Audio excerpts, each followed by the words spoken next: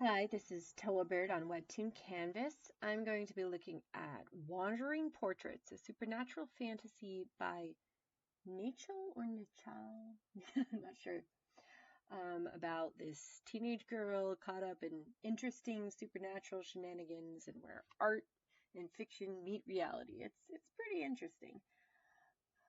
So let's go to the first episode. We may read 2 episodes depending. Disclaimer: the characters, events, and scenarios portrayed in the story are entirely fictional. Any resemblance to real persons, living or dead, or actual events is purely coincidental. Wait, fictional? What even is fiction and reality? For thousands of years, whether it's God or human, monsters of your imagination or monsters of reality, a strict parallel lies between the worlds of fiction and reality, with one world never penetrating the other. However, due to the unforgivable evolution of humanity and the action of one mere human, the scale of balance began to shift. Los Angeles, 9:30 p.m. SCARF. Scarf. Beep beep. Wrestle, wrestle, wrestle, wrestle, wrestle, wrestle. Expired today. No sale. An unopened box. Lucky. Better eat fast before the store clerk comes back here. Empty. And it's all gone. Growl. Is there any more over here? Crack. Crack.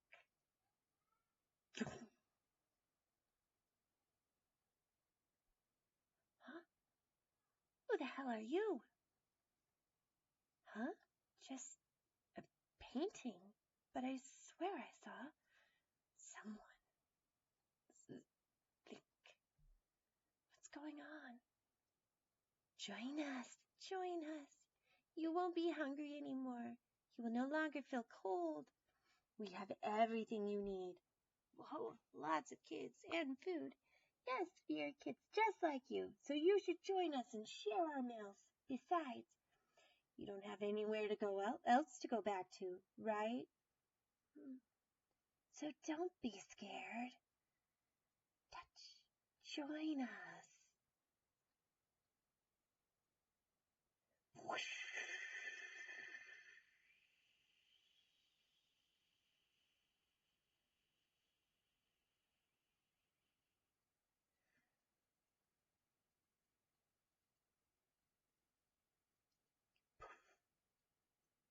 Well, won't you look at that? Too bad. Looks like I was just one step too late. This is far from over. We'll meet again. Wandering Portraits by Nachal. Okay, we're going to move on to chapter 2 here, because this one really needs a second chapter. A 9-year-old boy named Eric Millers has been reported missing this morning in downtown LA. This marked the 9th case of children missing in the lower-income neighborhood, raising questions for another day, another missing child. Where are their parents? Michelle, all the online reports are saying it was some identified monster that kidnapped them. What? No way. Auntie, is that Facebook again? Don't believe stuff online so easily. You worried me, Auntie. How about you worry about yourself first, Miss Art School dropout? Huh? Why do you keep bringing it up, Auntie? If you want me to stop nagging, then stop being a parasite at home and do something about it. First I thought you'd have your reasoning, but you never care, do you? Not a lot of adopted kids have this chance like you know. So take responsibility of yourself for once. Hey, where are you going? I didn't say anything wrong. Are you mad? Of course not. Thank you, Auntie, for always buying me food and taking care of me. Slap. I guess she is mad.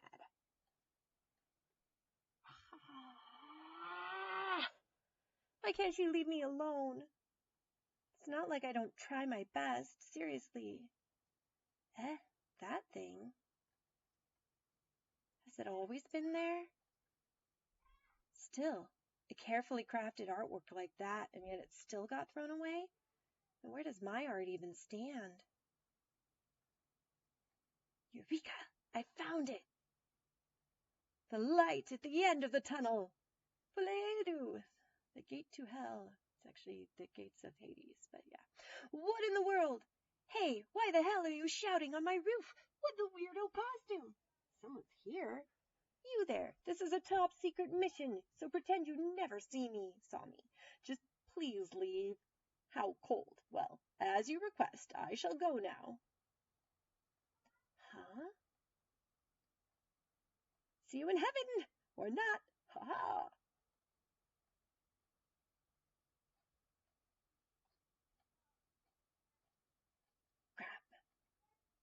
Why did you pull me up? Because you're trying to die. Are you insane? I think you are simply misunderstanding. I'm not trying to die, so let me go before you fall. Crack. Huh? What a dumbass. Well, since you so badly want to involve yourself with me, catch. Allow me to take you somewhere worse than hell.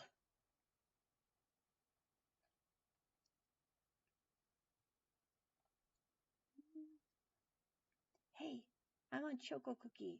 No burger. Hey, open your eyes. Auntie, lemon pie. She is not waking up, huh? See if I have something that can be of help. Rustle, rustle, rustle. Oh, a taser! Zap! What the actual hell is that? Are you trying to kill me? Nah, how could I? I'm just not sure you want to sleep at a place like this. Place like this? Sorry, but where did you just take me to? I told you, a place worse than hell. This isn't time to be joking around. You're already here, right? So why don't you take time to look around a little? You better take me right back after this. Having said that, just what even is this place? Quite some creepy paintings of children. Whoa, this painting. Wow, the painting technique, the color. It's really amazing. But for some reason, the painting subject seems... Wait, that boy, he is missing. Quite a sharp one, aren't you? I didn't plan to disturb you so early, but the answer to whatever question you might have is yes. This is where the children gone missing inside the world of paintings. A world inside painting? Is this real? Certainly is, my dear. So well, what do you want to do? I really don't think I'm built for any of this, but is there some way to save some of the children and get the hell out of here? Like sneak in and grab the kids and run? Yeah, more kids will die if we just leave, right? I guess I do have a plan. But can you trust me? So this is the best you can turn up with? Stuffing me into your suitcase? Exactly. You're perfect like this. Now let's get out of here before they come. Wait, they? Who is they? Where are we going? Hello? Damn it, I knew I shouldn't have trusted you. Hey, be quiet, or you're going to die. Huh? What? That is...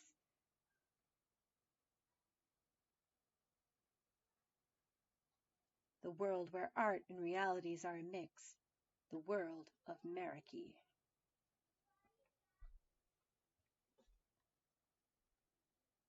Okay, well, hopefully that was a bit of a teaser to this surreal art-based clash between reality and fiction. Now we can talk about it a bit. One fun thing is they start with like the standard disclaimer, and you're like, oh, it's a standard disclaimer, but then the text builds off that, which was kind of a nice touch, because you always have to have the sort of angle when you're introducing a lot of lore, because it can get boring very quickly if there's too much of it. And I thought it was pretty well done here and didn't stay too long on it. spent a decent amount of time to kind of whet the appetite, but not bog you down in like 20 different characters and 5,000 years worth of history. One fun thing about the style is that most of like the real world, and even when they transfer into the painting world, is almost sketchy and surreal, and you've got these like a limited but vibrant color palette with these blues and magentas and greens. It's almost a cyberpunk color scheme, yet done in almost a pastel sketch impressionistic way. But then anytime you have an art piece, well, at least usually, it's very detailed and refined, like a fine art piece, which is really interesting to see, like just that difference in the amount of detail that they give the artwork. And it works because that's the whole theme somehow, was that the world of paintings is colliding with reality.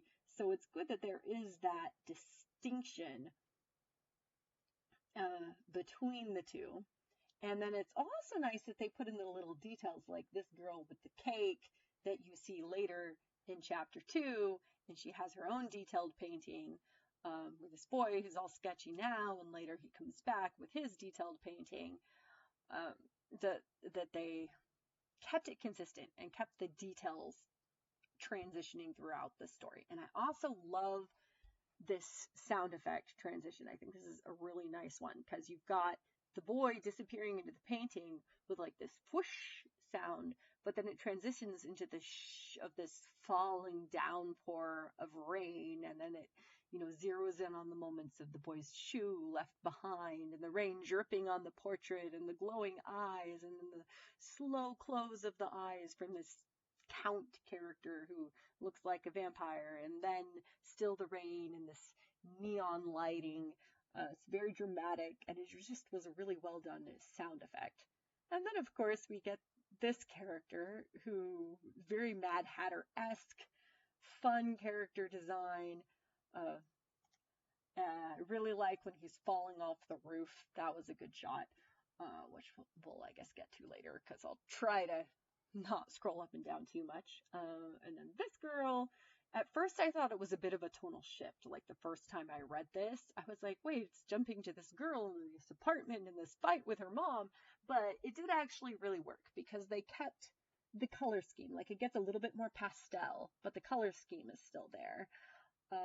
And then they still kind of have this sketchy look when it's not art. And I also find it hilarious that anytime it zooms in on her art, it's totally like stuff I would have drawn in college when I was taking art classes, like just for sketching in my notebook. Like at one point she has like a magical girl, and I probably drew Sailor Moon type characters for every moon in the solar system. That they have that there. She's not like this polished fine artist like all these paintings she admires, but she just sketches the random stuff any typical art college student is probably going to be doing. Then I like that she has a lot of good body language and expressions after the fight with her mom, although I'm not sure what's going on with her foot there. oh, I see. She's on tiptoe. I was like, what's that? And again, like you've got this very sketchy, rough world, and then poof, fine art painting. Some nice color scheme choices to show mood, just limiting the palette. Oh, there's the magical girl. There's the one that I was like, yep, that was where my college sketchbooks. Magical girls, random faces, random body sketches, but not fleshed out. Here we go. Okay, this guy again. Love his trench coat. Love his hat. Love his blue hair. Again, pretty sure that's Gates of Hades. Sorry, just stuck out to me when I was reading it. So yeah, I'm gonna finish up here as I have to put kiddos to bed, but I did want to stop just one last time. Oh, great pose there too, on his awesome falling pose, because how fun is that? And the foreshortening there. It's like very anime-esque. Like I could see this animated.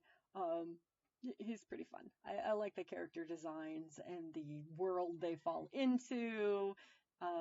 Just the basic premise. I mean, teenage girl caught up in shenanigans. It's like in my comic too. um, but it's always fun, like when a character is pulled into another world and they've got to learn the dangers and the environment and all the bizarre stuff happening. And it's also fun that she is a character of action. She immediately reaches out to save this guy that she thinks is committing suicide. And even after she wakes up and gets zapped by a taser, she pieces together what is happening relatively quickly and immediately is all gung ho about, hey, let's rescue these kids. She's not indecisive with her actions, even if she's personally in sort of a drifting place in her life where she hasn't found like her career um, or her talents. She's feeling like they're not enough, or they're not being acknowledged, and she's dealing with that family friction, which can feel like you're in limbo, but personally, she's a very active character, which I always appreciate too. She's not passive with tons of stuff being done to her. She's taking some initiative in her environment, which I like. And again, the art style is really interesting color scheme, and that juxtaposition between this very rough, sketchy art and these finer details in the paintings, you can just tell that it's a very artistic comic and that they've put a lot of thought in this. So yeah, you can read this from the link I will put in the description and check this one out. It's called Wandering Portraits.